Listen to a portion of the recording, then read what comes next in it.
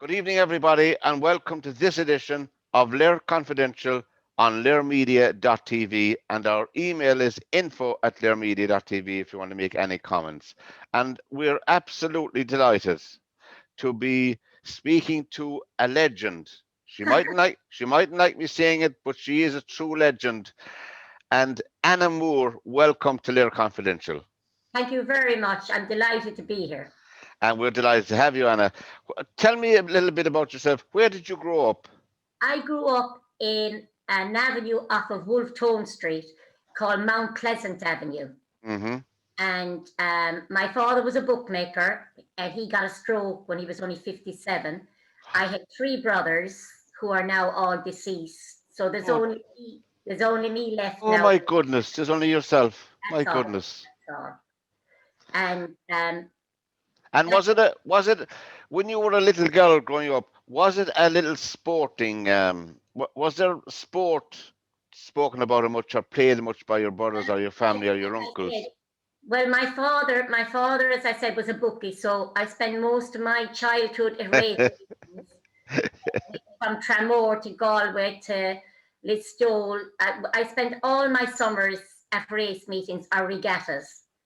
That was the sports that we knew. Or we followed hurling. I followed CBS when they won the Harty Cup with Richie Grace, the Lord of Mercy, and Eamon Grimes and all of those characters.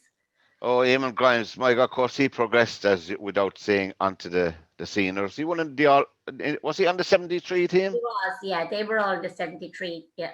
Yes, yeah, that was a cracking team they had that time, you know. Indeed, I of course, and I'm from Cork myself, so we had great battles with you down through the years. I know, I know. So then you were going around to all these grand affairs, all these regattas, and all the. How did you find that as a little girl going around? Was it? Of course, it was nearly male dominated. That's It, the way society was then. it was for us. I mean, there was another girl who's Geraldine. Her dad was a bookie as well, and all the bookmakers' children would play together around the race meetings. And actually, there was two lovely ladies. I can't remember their names, but they were Cork ladies that ran a stall there with crisps and lemonade and all those things. Two Yeah. lovely ladies. But that was our summers. We went from one race meeting to the next, and we would go to Tramore maybe the week before, and that would be our holiday. Tramore would be our holiday. Because there's an absolute fabulous beach in Tramore, Yeah, you know, yeah. and many people. I'm surprised. Well, it gets a lot of visitors, but I think I spent lovely summer holidays there, and on Youghal Beach as well, over Oh, across it. yeah. There's some beautiful beaches.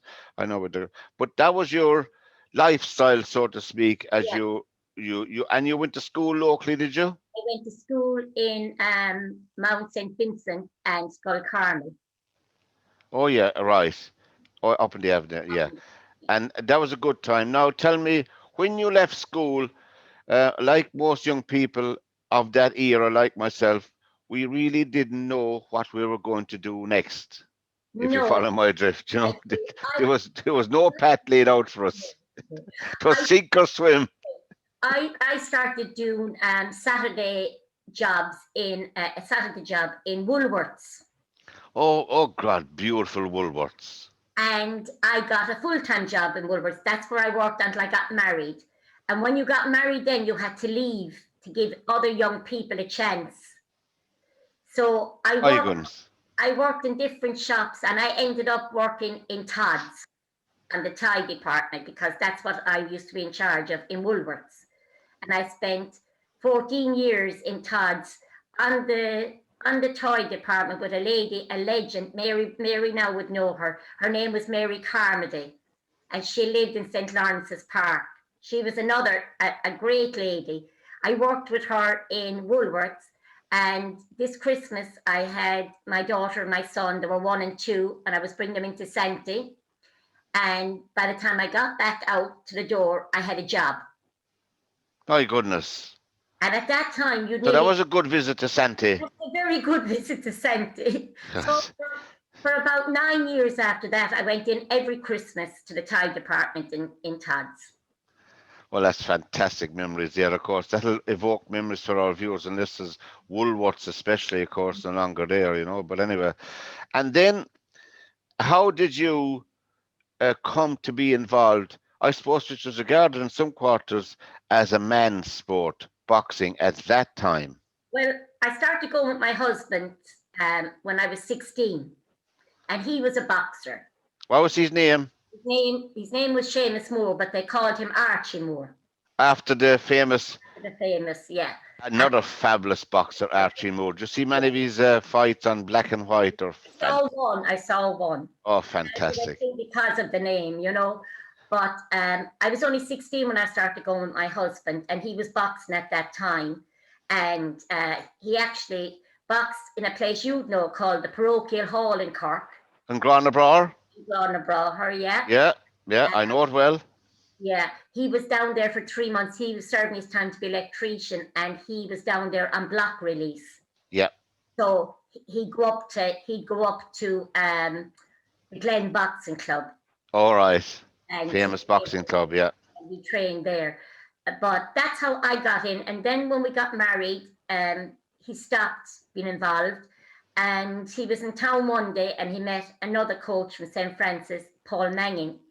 And he was asking Paul how the club was going. And Paul said they might have to close because he had no help. All right. So Seamus came home to me and he said to me, would you mind? I said, no, because I was the kind of a person that I loved all kinds of sports. Yes, yes. And I was delighted. And I remember the first time he went away to a tournament with them. He said to one of the little boys, take off your top, and he said, I can't. But where's your gear? We have no gear. So the next day I was sent down to Roche's stores to buy 12 white vests. And I brought them home and my husband dyed them blue. That's very good. And that was say my first time getting involved with the club. So as my son got bigger and my husband got more involved, he was a member of Limerick County Board, he was a member of Munster Council. Uh-huh. I decided I'm not a stay-at-home mum anyway. I like to be out and about. So I decided I'd get involved. And I used to do the doors and I'd make the teas. And we were going to a tournament one night, excuse me. Yeah. And my husband never believed in having a boxer if you didn't have 2 qualified coaches in the corner. So he said to me, will you do the coaches course? And I said I would. So after Fermai, I went to do the coaching course. Mm-hmm. And of course, this was in the 70s. I was the only female doing it, and I passed my coaching course. And I didn't do a lot of, there was no females involved at that time, so I wouldn't have done a lot. It was only there if I was traveling that I could do the corner with him. Oh, yes, I have you, because as you said, there was no female boxing at that time. So you got your coaching badge and off you went. And off I went. Then as we went along, we were boxing against Dublin outside in Mungret, and my son was the last to box. And if we won, if Kenneth had won, that would have been the first time Limerick beat Dublin in 20 years. Go away. And Kenneth won. But when I was sitting down watching, I was him and Ryan, and there was 2 Dublin coaches, 2 Dublin judges sitting down, and I was saying to Seamus, I could do that. I could do that judging, I said, So and we got home and he said to me, do you want to do the judging? And I said, yeah. And he wrote out these kind of pages. Now he said, do that. Sure, I didn't know what I was looking at. They were actually fights written down, but you had to sort them out, who won, who lost, when there was a warning given, when it was a J, when a judge would give the warning, but it wasn't a warning by the referee. And from then on, I started studying it. And below in Cork, actually, I done my test in the country club. The country club in Montenotte? Yes. We had the Munster Championships there, and the computers were just coming in at that time. And I done my test there, and I got first. Oh, good. Later on, then, I got more involved in Dublin. I started going up judging to Dublin, and I was asked I was asked to go away as a coach manager to the Ami Cup in Turkey with Alana Murphy, who would be the first girl that boxed actually Katie the first time that there was any boxing for females in the stadium. So while I was up there at those championships, my friend Fiona, who was a European judge, was doing her world body. And she said to me, why don't you do the European judging? Right. I wouldn't, I said. She said, it's similar to what you've already done, she said. So can't you give it a go? So I did, and I became a European judge. When was that, Hannah? Oh, that would be back in, oh God, about, I can't remember, it's so long ago now. In the 80s, Was it in the 80s. the 80s? Yeah. And there was still, was there at that time in the 1980s, were girls taking an interest, or was boxing taking an interest in females that time? Was it still very slow? No, I tell you, it was in the 90s that near the end of the 90s that girls started coming, clubs started taking girls in to boxing. And I think one of the largest was, there was two large ones. One would have been St. Bridget's Kildare and the other would be from my boxing club. They had lovely female boxers, but IABA wouldn't sanction female boxing. Right. So Katie then had to, on her own, pretended to be a boy. That's how she got first into boxing. She was put on the head guard and they thought she was a boy. Right. That's how Katie started boxing. My goodness me. Because there was no female boxing. And in 2000, I got a phone call from Jim Walsh, who was Secretary of Munster Council at the time. And he asked me, would I go on a ladies' committee to start female boxing? And I said, no. I said, I don't agree with it. I said, I will be frightened of breast cancer, which that's what I said. Obviously, yeah, there's a far more concern would be for females than males. If yeah, absolutely, yeah. And at that time, then as I said, I will get involved. I said, because I said I might be able to keep them safe. So I went to the first meeting, and there was a lady from Broncrana, Sadie Duffy, and a girl from Ballina, Fiona Hennigan. And Dominic O'Rourke was the president at the time.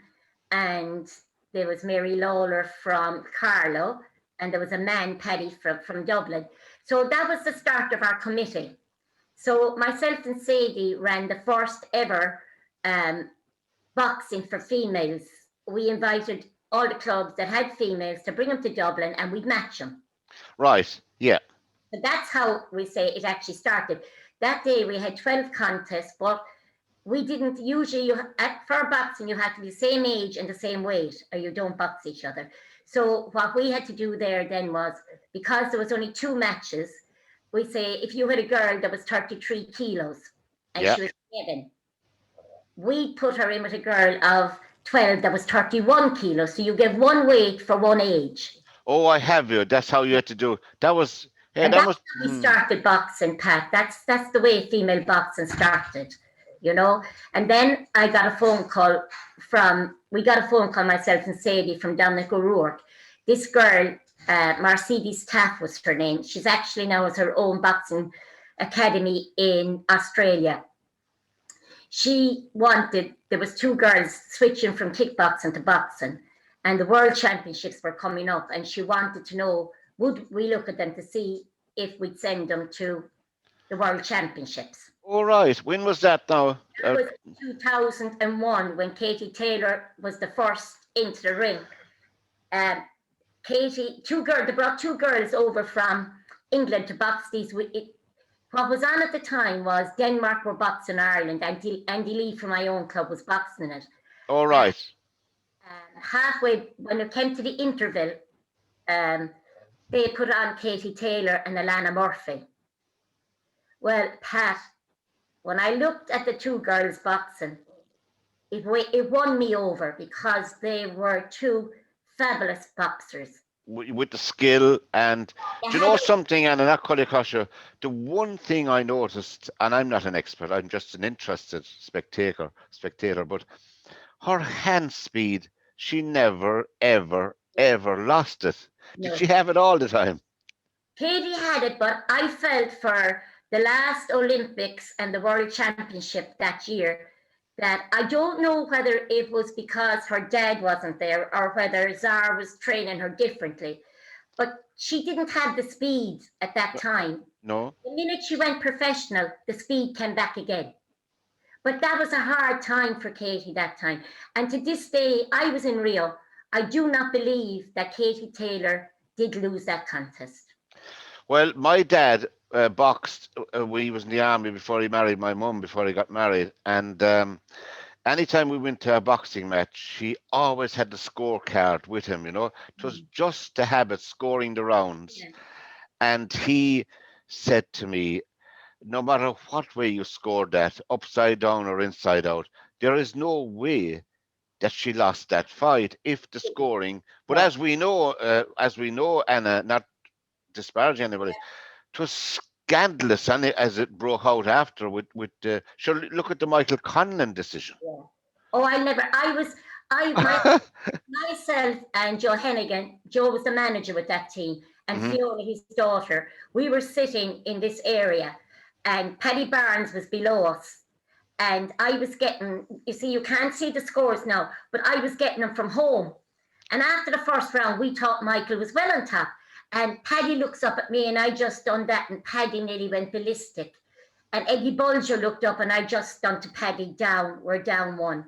Mike Conlon came out in the next round, and he took your man asunder. Absolutely, absolutely. And in the third round, your man could have been, he could have been the referee, and then you could have stopped him. But as we all know, it was all rigged. Bought and paid for. Oh, if you went away, Fiona, my friend, we were the first time I went away, as I said, she was to Turkey to the Meat Cup. My friend Fiona was the judge there, and she came over to me and she was snow white, and I said, "What's wrong?"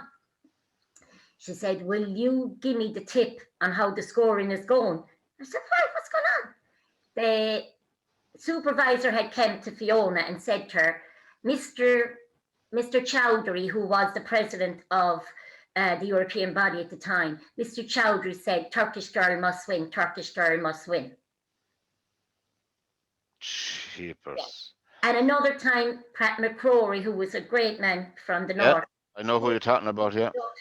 Pat told me another time that when he was judging, there was a knock at his door, and this guy came and lifted up his sleeve and all these Rolex watches. Which you like, Pat?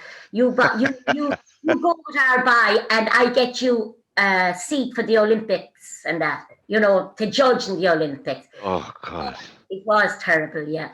Now, going back, you mentioned Andy in passing. Of course, we were at his fight, myself and my dad. My dad is still knocking around. He's 90. God He'll be bless him. 91 soon. Eating like a horse, but he's fine. My But, mother lived to be 100, Pat. huh? My mother lived into her 101st year. By goodness me, there's great genes there. So, but Anna, we went to see him in UL. Yeah. Uh, that is Andy. Now, he struck me, and I always was. The one thing I noticed about Andy Moore, apart from his boxing, was the way he carried himself. Uh, I don't know, the respectful and the fantastic demeanor he had. Was that with him all the time? When did you see him first? I saw Andy as a 14-year-old when he came from himself and his brother Roger boxed with Repton in London, and he won 2 ABA schoolboy titles with Repton. Oh, my God. When he came to Limerick, his mum is from Limerick. His dad is from Cork actually. Yeah. When he came to Limerick, they came down to our club. Now I have to say, they thought they were the best thing since sliced pan. Confidence, loads of confidence. And my husband used to be saying to Andy, "Keep the hands up." And Andy wasn't listening. So my husband brought him up to Connacht, up to the Gaeltacht. Uh-huh. And Andy got one wallop and was put down. And that's why he brought him up there. That's exactly why. That's a good lesson. He came back, done the same again. He was brought a similar situation where, again, because he always boxed with his hands down. That was Yeah. their style in Repton, you know. Oh And yeah. yeah, and next thing is, anyway, after that, Andy kept his hands up. So we say it would have been my husband and Finbar O'Brien, and then my husband stepped back and left Finbar and my son Kenneth take over. So it was Kenneth then after that, as Andy progressed to senior level, that trained Andy. But Andy And was always a gentleman, a gentle giant, and himself and Katie Taylor were great friends because if you looked at both of them, they were the same kind of attitude and yes, demeanor about him. Yeah, you're right. And Andy, but I'm getting as bad in the memory as you are. Was Andy our only boxer to qualify for one of the Olympics? he Was was, he? yes, he was the only boxer that qualified for, was it Athens? Somewhere like that. Was it Athens? I think you could be right. Which was, I And he, suppose, a disappointment because then our most successful sport in all the Olympics put together is boxing. yes, No doubt about it. Going back to the time of Fred Teeth and all of them, in and again, Huey 1956. Yeah, Russell, Barry, Huey Russell, all of them. yeah, But that's right. the thing about it is, the Olympics before that, there was only one boxer as well, and that was Michael Roach from Cork. Oh, I've forgotten about him. Yeah, Michael Roach. Yeah, Well, 4 years before that, he was the only one that qualified. that was a tough time. It You was, had what's his name? Billy Walsh, of course, came in, yeah. and I thought I thought he was very good. No, And no, Gary Keegan came in as sports director. Billy Walsh and Czar was interviewed for it first. No, we had no. So Nicholas Cruz, we had a Cuban oh first. yeah, I remember Nicholas Cruz. Yeah, If Nicholas was there when Michael Carruthers them won. It was yeah. Nicholas Cruz that came in. He was from Cuba, and Billy then came along. He would have been under Nicholas Cruz, and then I can't remember what happened with Nicholas, but Billy then, Czar, there was interviews for the high performance coaches when Mm. we went into high performance, and Czar Anthony, who's our coach at the head coach at the moment, high performance coach, he was interviewed, but Czar had very, very little English. All right. So Billy was actually made head coach and Czar under, but Czar was more strategy and strength, But Billy, to me, was a fantastic. They let Billy go, and it should never, ever. He told me himself in Rio, he never wanted to go, and it was not about money. No, no, no, no. Look, these things, you'll never know the real story, but I agree with you, and I totally agree with you. And Billy made a big impression in America very quickly. He did.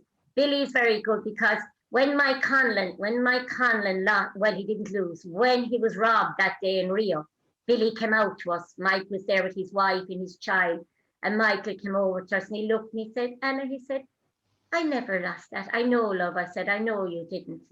I said to him, and Billy came over and Billy said, I'm stunned, he said to John Conlon, Michael's father, I'm Yeah, stunned, he said. yeah, that was I wasn't preparing his boxer had got through. I wasn't preparing my boxer for the Russian. I was preparing my boxer, he said, for Michael Conlon. right. You Oh, I know? see. Sure, Michael, and at least Michael has made a successful professional career for himself anyway. Yeah. Michael Conlon himself. Well, with this COVID now and all, everything is up in the air. But getting back then to how did you, and of course, women's box. My special guest today is Anna Moore, the legend from Limerick, the legend in boxing from Limerick on LiR Confidential here on LiRmedia.tv. And you can email us with any comments on info@LiRmedia.tv. Anna, how did the ladies progress then from that first contest with when you were matching up the kilos with the age and the age with the kilos and all of that? How did it progress from that then? From there, we'll say, in my opinion, it was Katie. After that, it was Katie. Katie's dad used out of their own pockets because the IABA didn't want to bring them to Europeans or anywhere. uh, her father brought her, right? And Yes. as Katie was getting successful, the IABA then came behind female boxing. And as I said, the first one we had 12 contests. Then they allowed us to put girls into the intermediates. And the first girl to win an intermediate title or any kind of a competition in boxing was a girl. She was from Dublin. She was going to um, UL and she would box out of St. Francis. So she would have been the first to win a title In Ireland. in Ireland, but they didn't call it. They actually called it a competition at the time. Yes. Jenny was her name. She was a lovely girl, and it progressed then. But what it was at that time, we had the girls separate from the boys. The girls had their own championships, and I remember we weighed the girls in. You had to come through your counties, and you had to come through the province, but you were always the finalists of the province were left through because there was, we wouldn't have a full program. Yes. And it got so successful then that we could only let the winners through because we weighed 360 girls one day for the Irish Championships. Oh From, my goodness me. from, from 11 to 16, yeah, we did. That was a huge thing. All 360. Yeah. Goodness me. And now Katie Taylor, obviously, you cannot talk about women's boxing without talking about Katie Taylor, and the discipline, the interest, the dedication, really, that she showed to it. I mean, she's 20 plus years at it now. Yeah. I was very, very honored, Pat. I was so honored that I actually traveled the world with Katie to 5 Europeans as manager and to 4 world championships as manager with her, and other places I went with, say, box cups and that. And it was a pleasure. Herself and her father were her father was the best tacticianer that I've ever seen. He'd read the contest and they'd videotape it, and they'd go back to the room and they'd go over at that slow motion, they'd go over it. And he could see how that girl could be beaten, how Katie could beat that girl. He wasn't an easy man to get on with at times. Yeah. But he knew his job and he knew it very, very well. And to me, we'll say, as I said, I was honored. I was there with Katie the day you had to qualify for the Olympics. The day she qualified for the Olympics, I was with her. That was in China. And there was another part, and this is true, Pat, only for Katie Taylor, and I know this, there would be no female boxing in the Olympic Games. And that's the truth. We went to St. Petersburg to an open box cup. It was organized by the world body for the best of the best in female boxing in the world. That was in 2010, August 2010. I was there, but I was there as a judge. I wasn't there as the manager. Right. So I was judging at that one. Mm-hmm. And the IOC came to that. And the best of the best was only there. And all they could talk about was Katie Taylor, Katie Taylor. Go away. I really do believe, Pat, and I would let no one tell me it isn't. It was Katie Taylor that got female boxing into the Olympic Games. So you would say Katie Taylor is the Muhammad Ali of ladies boxing? Oh, definitely. And the face of ladies boxing. Oh yeah, and I mean, I seen her in China. We were in China twice, 2 years before that. And I seen her after winning her gold medal come out of the ring and the sweat pouring off of her. And she stood for a full hour signing autographs and getting photographs be taken with people. That's the kind of a girl Katie was. She'd always be there for other girls, whether they were boxers. You'd have all the countries up in the upstairs taking videos of Katie to try to get their boxers to have her style. But of course, you had to have the talent to have the style Katie had, And the dedication. There was a lovely film. I thought it was nice anyway. There was a film on there last year on her. I think it's up on Netflix. Katie. Yeah, Katie, I thought it was fantastic, you Oh, know. it's fantastic. The lads in Dublin were laughing at me because I went all the places with her, but I wasn't in any of it. And they were saying, I thought you were there. But I sat watching it here with my daughter, and I was saying, I was there with her there, and I was there with her there, you know. But what I enjoyed about the film is how when she went to America to train to be a professional. Yes. I mean, if you've traveled and you knew Katie's mother is a lady, Bridget is her name. Oh my God, Pat, you wouldn't meet a nicer lady. But Katie never done anything. She didn't know how to do anything. Bridget would plait her hair before she'd go in. Katie never even knew how to boil an egg or to wash any clothes. Her man anything. So it was very interesting seeing the film, and I thought it was very funny that Bridget left all these little notes around the place for her, you know. I saw that came across to me. I noticed in the beginning of that, was it Colorado or somewhere she was? I forget where she was anyway. Yeah. And yes, I think it was beautiful scenery there. But I noticed that one of the first glimpses in her kitchen was a lot of tins of stuff, and I said to myself, that's not what a cook would have in their kitchen, or someone who's cooking meals, pasta, and all of that. She was trying to do pasta and she had the recipe that her man, Bridget, left her. And then as she was going out the door, there was another thing, Katie, don't forget to put off the lights and lock the door. I know, and but it came across too as her. There's always doubts when you go from one stage to another. When you go from amateur to professional, that to me is a huge challenge. It's absolutely. I don't have to tell you, Anna.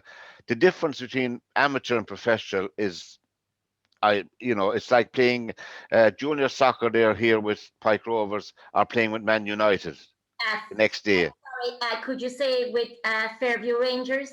Sorry, with Fairview Rangers, playing.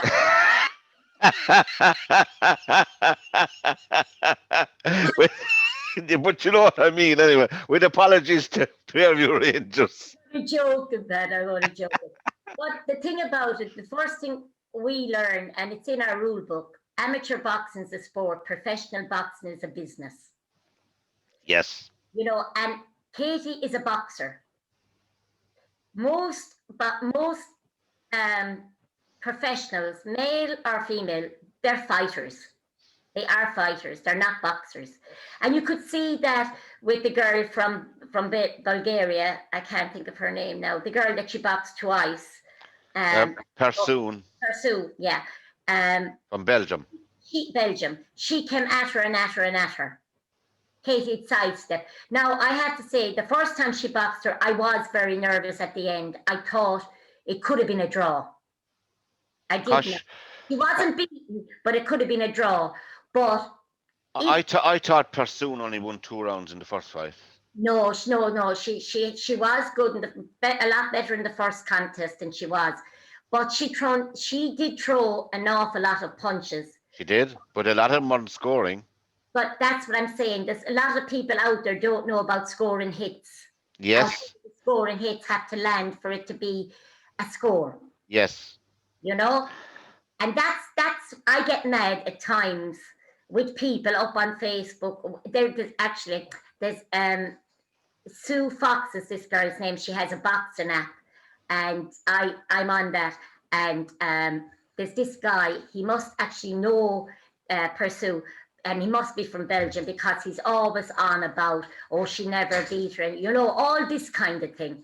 And I turned around and I answered him, and I said, look, she got the contest. It was close, but I said, yes, she did throw so many punches, but she didn't land with all. Well, Sue could throw 10 punches. There might be one landing. Yeah. Katie might throw three, and the three landed. Yeah, that's the difference. As you said, there is a difference. Yeah, when you mentioned boxer, she's a supreme boxer. There's no getting away. She's not, well, she's aggressive, of course, but she's a boxer as opposed to, as you said, a fighter and a scrambler, you know? But I do feel that Katie can actually fight as well as box. But I don't like to see her when she fights because she goes in and she's inside. I prefer Katie to be outside and to bob and weave and get in and Yeah, get out. moving, yeah, left, right, moving, yeah. You're dead right there. But the second fight against Pursoon, I thought she won it handsomely. Oh, she did. Handsomely. And I don't know. You see, it's the people like that man. Excuse me, that I'm talking about. I mean, the pursuit said that night, oh, she was beaten. Next day, she came on saying she wasn't. So I know. look, she was. It's There's now. another. There's another one that she was supposed to box, Sereno, Amanda Sereno, I think her name is. Yeah, She beat her Serena's sister. And your one is all talk. She's American, all talk, talk, talk. That's who was supposed to box Katie that time. But she pulled out because she said the money wasn't good enough. But if you really wanted to box and beat Katie Taylor, the money wouldn't mean that much to you. no. It's the sure. What good is money if you can't box, if you can't fight, if you can't win? Really, Her next and contest now is in April against Tasha Jonas. That's the girl that she fought in the quarterfinal of London 2012. she's a good boxer. She wouldn't be up to Katie's standard. No, It's the same. You have Chantel Cameron, and she's coming on looking at all this kind of smart talk, which they have to do in professional boxing to they say. do, yeah, they do. But Yeah. the two of them would not be up to the same standard or anywhere near the same standard as Katie. And what would you say to people now, Anna? There's always hurls on the ditch. What do you say to people that, in a serious way, that would say to you, boxing is not for women. It's not for women. They shouldn't be boxing. Well, I believe in equality. And I think if somebody wants to do something, it's the same with rugby. They didn't want females to do rugby. If someone wants to do it, put them down into a club, let them try. I actually think female boxers are actually better boxers than boys and males. And I'm not saying that to degrade males or Oh boys. no. I know where you're coming from. Yeah. If you watch the girls boxing, I'm very involved now at the moment with youths and juniors. If you see them boxing, they box and they're in and out. The boys are holding and lemon onto each other. Girls, very, very seldom you see girls doing that. No brawling. No. No, they're more technical. The girls are more technical than the boys. The boys would be stronger, but the girls would be more technical. And tell me, Anna, is there still a problem in 2021 with funding? Big problems. I know it's. I wasn't even going to go there because after all the furore and after all the scandals at world level in boxing, where they had to get rid of everybody out of it. But sure, And I don't want to mention any countries, but there are 2 or 3 or 4 countries who should never, ever, ever be allowed into boxing again, particularly into amateur boxing, has to do with the Olympics, in my opinion.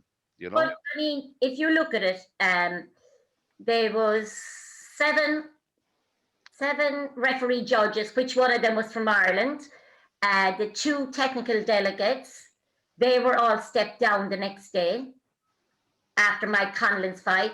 They Yeah. never came back out again.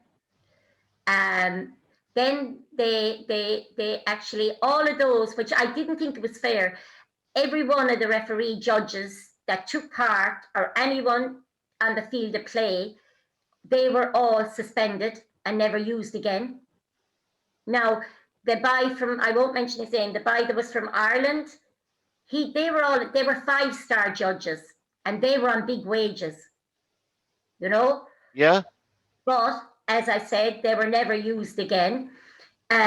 We had to do reform, and the IOC weren't happy with our governance or our memorandums, and they have actually, because we were owed millions. I don't know where the millions were, but we owed them.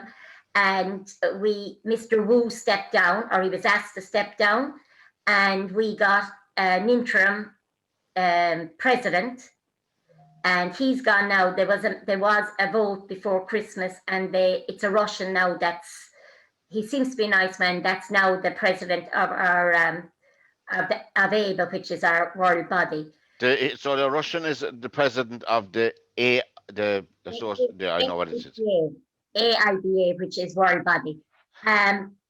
And they have we a representative on that?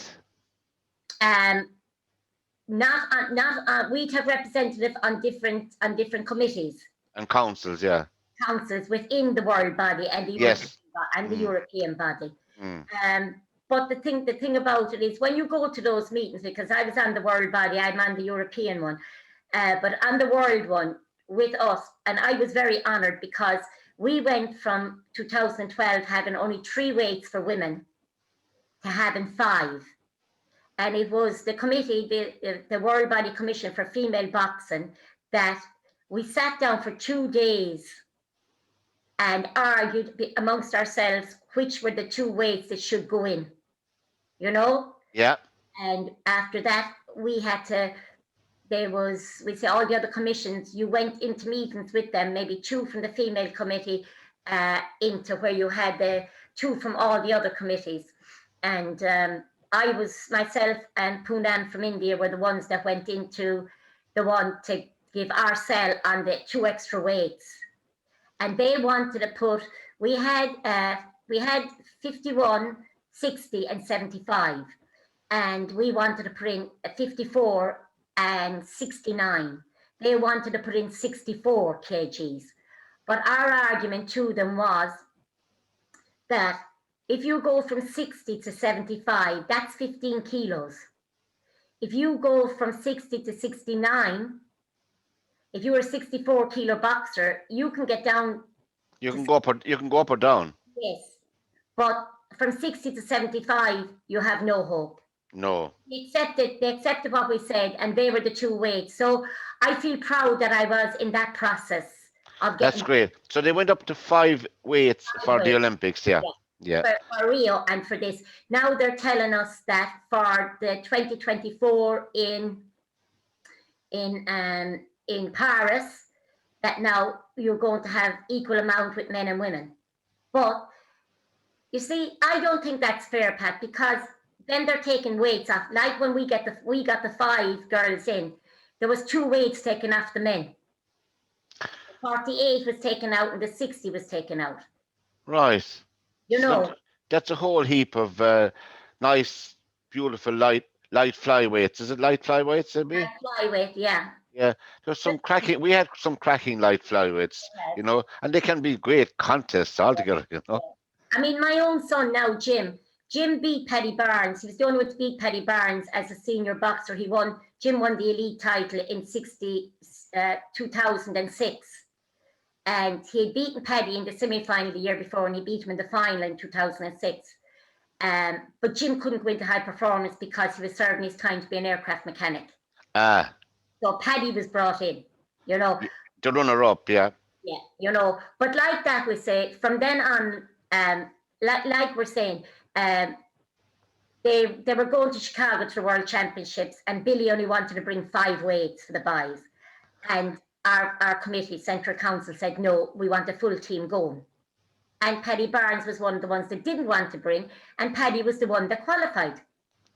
That's right, I remember that in Chicago. It's so ironic. He shouldn't have been there, but he was there.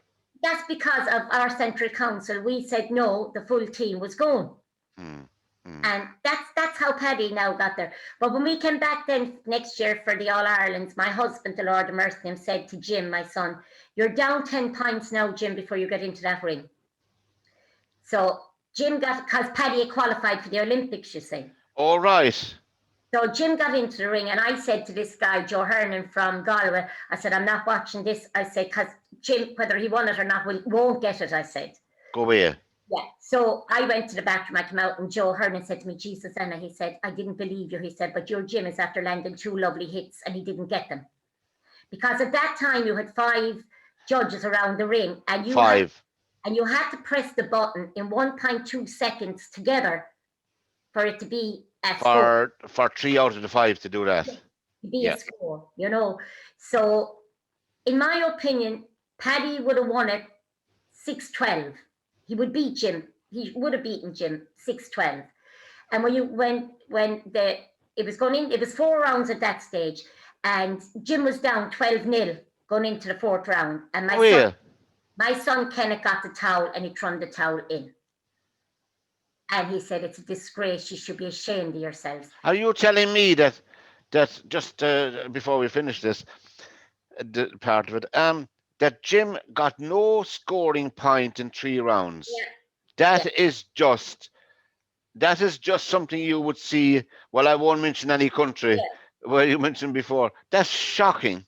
Well, Stephen Connolly now, the register. Stephen's a great friend of mine. Stephen Kemp, usually if you ask for a printout, you get the printout of the judges' scores. All right. But they'll take the names off. They'll scribble out the names. But Stephen came towards me with the scoring paper and all the names on. And a lot of them had given Jim 4 to 5 points, which I would have given Jim 5 to 6 points, right? But as I said, they didn't come down together, so he didn't get them. But the part was, there was one judge, listen to this now, he had given Paddy Barnes 21 hits and Jim none. And not one of his 21 hits came down for Paddy Barnes. So he was only present for Paddy Barnes because he was after qualifying for the Olympics. So, and Jim, I mean, as you said, I can't believe, no matter how bad or mediocre a boxer might be on the night, not to score any point in 3 rounds, not to be given any point, is just in. Oh, I don't want to get into too much. Is there a process then? Well, obviously, when the towel was thrown in, I mean, obviously they were saying that the fight is over. But is there any process whereby you can appeal a decision? You can. At that time, we weren't going to do it anyway. But the thing about it is, in general, Anna, in general, you can. What you can do is you have to give, is it 200 euros, and you have to give in a written request. Complaint. Yeah. And complaint before that championship finishes. And if you win the appeal, you get your money back. If you don't, whoever is doing it, be it Ireland or European or anyone else, will get to keep that then. That goes into the kitty, as they say. Yeah. But there is, I mean, I can't ever remember, there probably has been the odd one. There has been very few reversals of results. I've seen only one, I'd say, in the last 5 or 6 years. It was at the Intermediate Championship. Right. This boy from Portlaoise was boxing, and when he got a warning, and I can't remember what happened anyway, but the supervisor, it went to a count back. It went to a count back. That means they had the same amount of points. And when you get a count back, the 5 judges are asked to press their button for who wins, But at that time, that wasn't there. So it went to the count back, and it was to discover that the boy that was given, the supervisor looked at it and said that the blue corner won. So he was made the winner. But when it was looked at afterwards by the chief official, we had to reverse it, because when you made up the scores, and I was saying it, I kept saying to Pat Ryan, who would be from your boy is after winning, he has to win it. I'm making it up. I was scoring it like, and I knew, because it was in front of me. And they went upstairs and they looked at it. They came back down. The boy was given the title, but he wasn't brought back into the ring where he should have been brought to give it. Right. That was that was tough. To the stage, Now, were you at the Olympics that Francie Barrett was at? No, I the only 2 Olympics I was at London and Rio. Well, you were at the right one, of course, in London. Well, that was only across the road, as they say. But I'll never forget that one. And tell me now, on a more, I suppose, sad note, really, the passing of Kevin Sheehy. Oh. Now, we're not going to go into the details of his death. It's well known, it was well reported on, and all of that. But the effect of something like that, Anna, in the boxing community, for a start, in the club and all of that, that was a terrible, terrible tragedy. It was a terrible time for us all, mostly for his. I remember how I heard it, Pat. I was bringing my son my grandson Jamie out to my son's Jim, who's another coach in our club, out to his house in Mealy because Jamie was doing work experience in Latanza. And my Jamie was in the car with me, and the phone rang. And I said, Jamie, take that there. And I said, who is it? And he said, ma'am. I said, tell her, hold on a minute. I was just pulling up outside my son's door. And she said to me, ma'am, she said, there's a girl here. She pals with Kevin. I'm just after hearing that that he was knocked down and that he's very bad. She thinks he could be dead. I said, I got hysterical. I have to be honest. I wasn't able to talk. I went in banging at Jim's door. Jim, I said, come out quick, please. I said, Tracy, I don't know what she's saying. I couldn't talk. I rang my son Kenneth, who was coming off nights, who had trained Kevin, who was like his second father. They were inseparable. And what you call it. And I said, Kenneth, I said, I think I'm after hearing Kevin is seriously injured from an accident or something. And Kenneth just said, get off the line, he said. I'll ring his father. He rang him, and Kenneth got back to me, and he said, Kevin's that's been murdered, man. Jesus. I will never forget that time. My son, to this day, is still not right.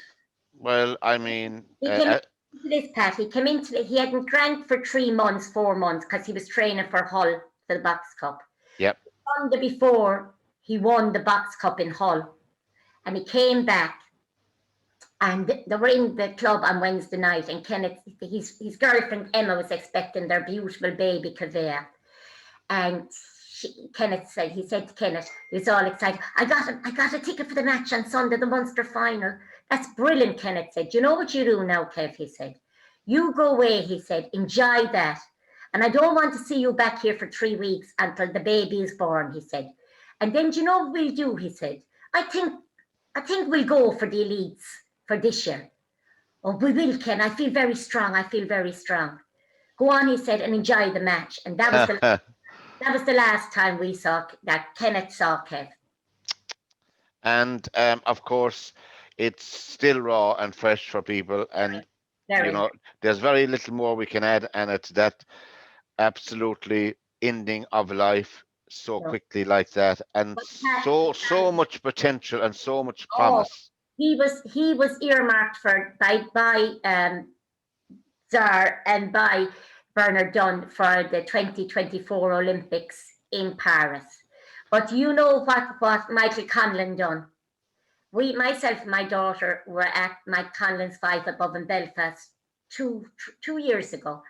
And Mike Conlon dedicated, before he started, he said, I want to tell you, I'm dedicating this fight to Kevin Sheehy, a boxer from Limerick, from St. Francis Boxing Club. And when it was over, I got up to thank him. They didn't want to let me up, and his father said, let Anna up. So I went up. Kenneth was great friends with John Conlon, and I got up. And the next morning, he texted me in the hotel, and he said, Anna, he said, can you get in contact, he said, with the Sheehy family? I'm giving them my shorts that I wore last night signed. I got onto them. He was flying out on holidays that night from Dublin Airport, and I got onto them. And they got a minibus, and they went up to meet him in the hotel in the airport, and he signed his shorts, and they are treasured by the Sheehy family. But you wouldn't believe the people. They came from Belfast. They came from everywhere for his funeral. He was so well liked by everybody. He'd remind you, and Andy Lee.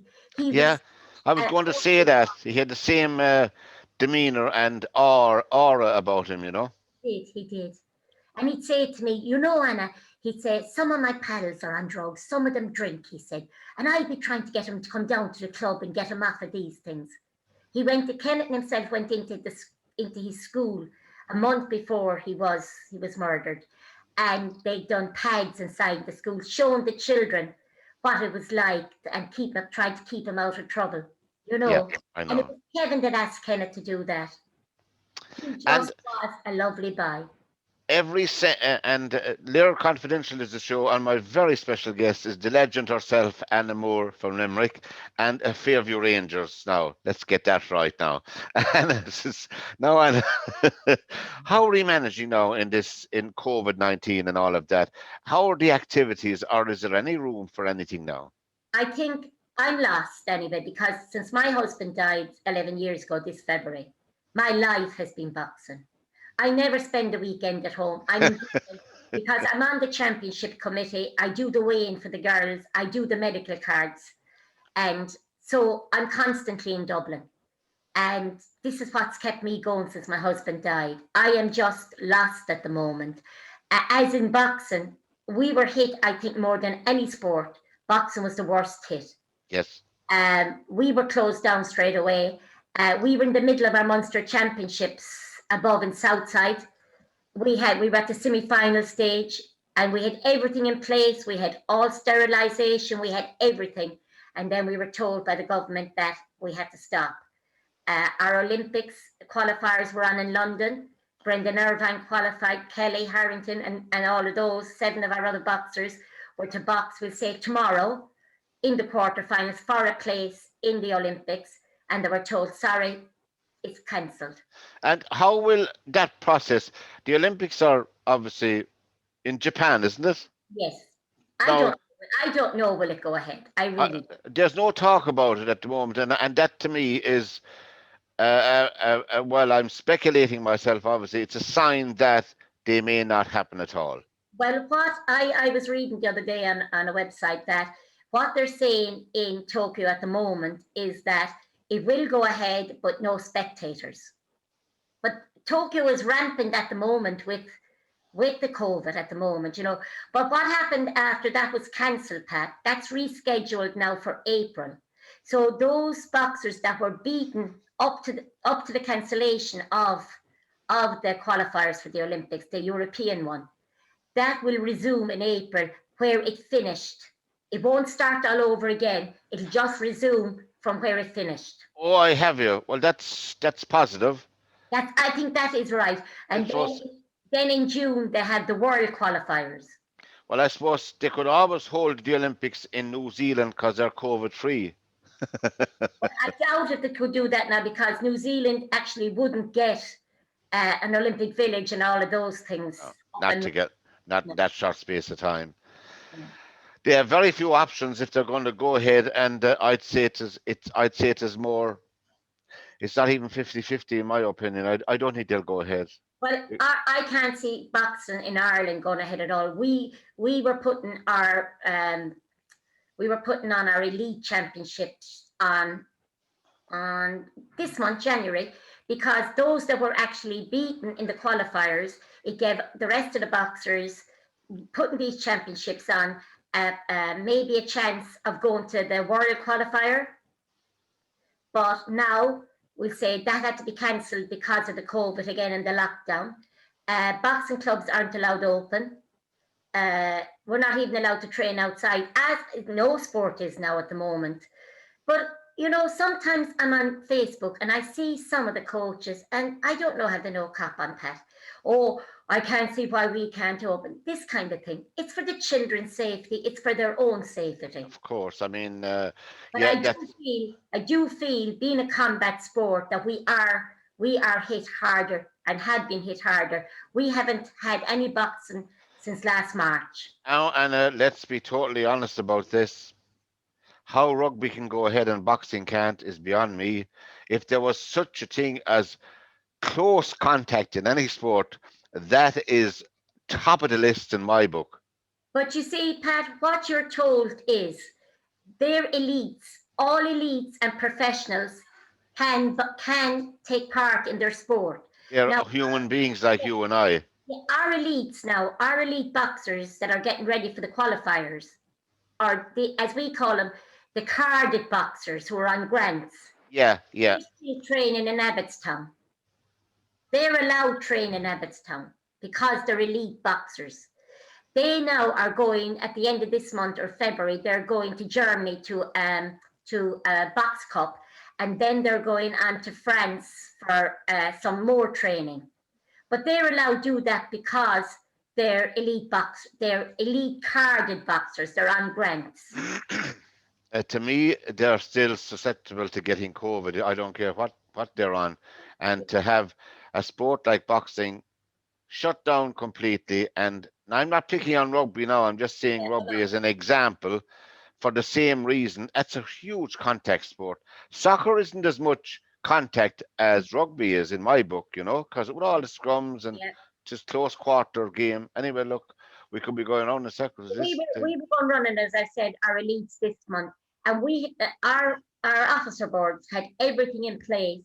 They had a doctor that was coming in every day to do COVID tests on the boxers. You do 4 contests an hour, so those 8 boxers plus their coaches would have been the only ones left in, plus ourselves who would be the officials there. We had everything in place and everything was being done right, and it was all locked down again. Now, our special guest is Anna Moore, and before we finish in LiR Confidential, and it was fantastic having you. Did you, by any chance, see the wonderful Muhammad Ali in Croke Park at all? No, I didn't. My husband loved Muhammad Ali.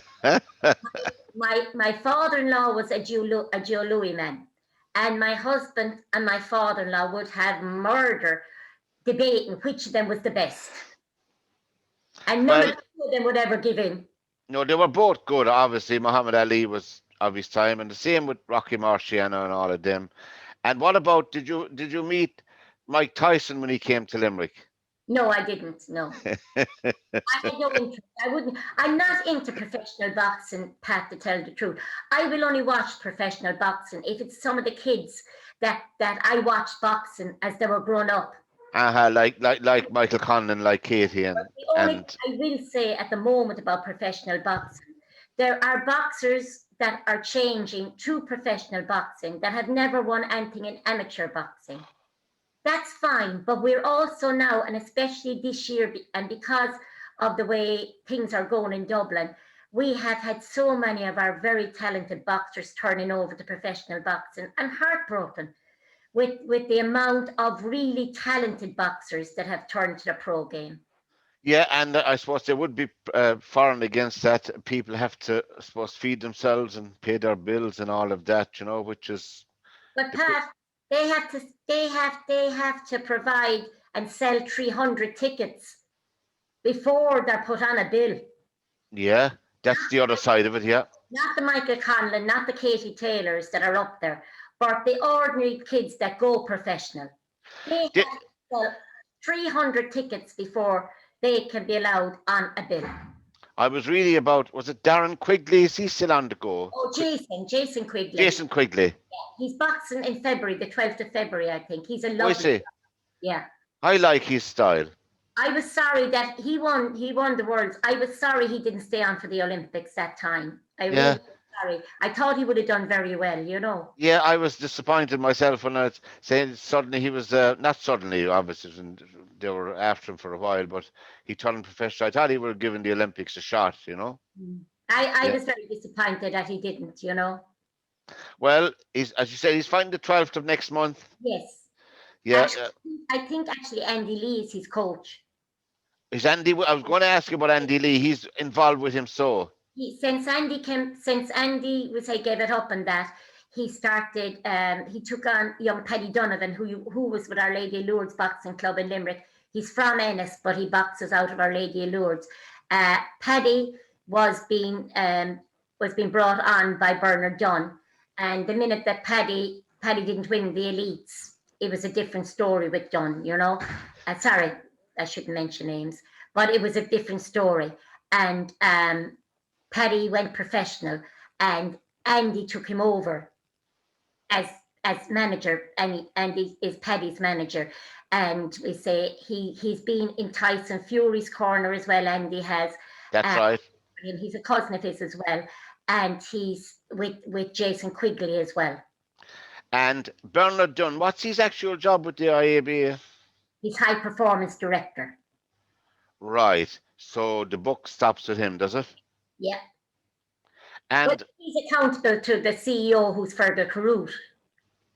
one of the Carruths. Yeah. Yeah. God, they've been involved in boxing for years and years. The Carruths, that is. That's it. Their father, oh, Austin Crew was a gentleman. Austin. He was a gentleman, and you know he had Parkinson's, and my gym would be up. See, we started as well as the elites. We started an A team, which would be the runners up, and you know second and thirds. And Jim, my son, would tell me, Austin would be shaking. The minute Austin started doing pads, the shakes went. Oh, because the Yeah, concentration. yeah, yeah, yeah, Oh, gee, no. And my brother was in the hall in '92 when Michael won the gold medal in Barcelona. You know, yeah, that was an sensational, sensational. Nobody gave him a chance yeah. against the Cuban. You know, And, but the old hook did the job. The yeah, old what was it called? I don't know what he called it himself, but anyway, he won the gold. What's his name from Belfast was in that Olympics as that's well. right. That's right. Wayne McCullough. Wayne McCullough. That's right. It would have been Wayne McCullough that you would have been expected to win the gold. Yeah, I mean Wayne McCullough was earmarked certainly for it. But I do feel that Wayne McCullough did win that. Your man stuck his thumb into Wayne's eye. Wayne I could see.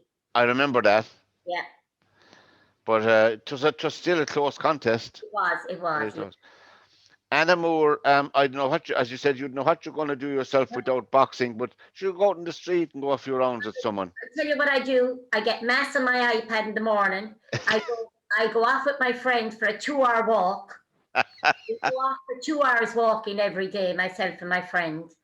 And we have a cup of coffee. And that's me for the day then. Well, Anna, I don't know. We'll have to do a part two because we're only scratching the surface, you know. And my special guest today on LiR Confidential on LiRmedia.tv was the legend Anna Moore herself, and we will, Anna, catch up with you No again problem. It for, was a for pleasure. part two. And I just absolutely, you don't know how a buzz this is causing around the States. I can tell you that sincerely. I doubt it, No, Pat. no, I'm telling you, you'll be up in lights very soon. But from this edition of LiR Confidential, until we meet again, Anna, thank you very much, Thank and you for having me. goodbye, and God bless. What, Mary? Except, my producer here, Mary, has said before we goodbye, don't forget Fairview. Mary's a pike woman, I think. Oh, I think she's a lifelong member, but we won't hold that against her, you No, know. we won't. We won't. Thank you very much, Anna, again, Well, and goodbye and good luck. goodbye, Pat. Bye. Bye.